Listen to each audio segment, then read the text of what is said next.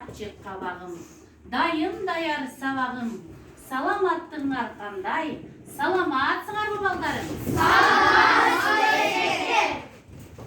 Ал эмесе сабагымды баштайын. Бүгүнкү биздин өтө турган темабыз Моголстан мамлекети.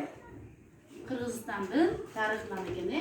Бүгүнкү биздин сабагыбыздын максаты силер 15-кылымдын орто ченинде Орто Азиядагы Хайду мамлекетин экиге бөлүнүп кеткендиги тууралуу, чыгыш бөлүгүнө түштүк чыгыш Казакстан жана Кыргызстан кирген Моголстан мамлекетинин түзүлгөндүгү тууралуу, батыш бөлүгүндө убактылуу өз алдынчалыкка ээ болгон феодалдык ээликтер Темурдун мамлекетине бириктирилиши боюнча маалымат алат экенсиңер. Ошол маалыматты алуу менен силер өзүңөрдүн аң сезимиңерди, окуу жөндөмдүүлүгүңөрдү өнүктүрөт экенсиңер. Ошонун өнүгүү менен бирге ушул Моголстан мамлекетин ким башкарган, кандай баатырлар башкарды, ал кайсыл жерде жайгашкан, мына ушулар боюнча маалымат алат экенсиңер.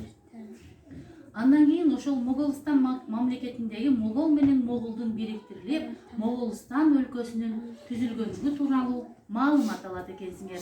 Андан кийин ошол Моголстан мамлекетинде 1348-1705 жылдарда Булгачы, Барлас, Туулар, Барын, Аркемут, Керейит, Камлы, Арлат уруулары тууралуу маалымат алат экенбиз. Ал эми Эмир Кулат жөнүндө дагы кошумча маалыматты ала кетет экенбиз.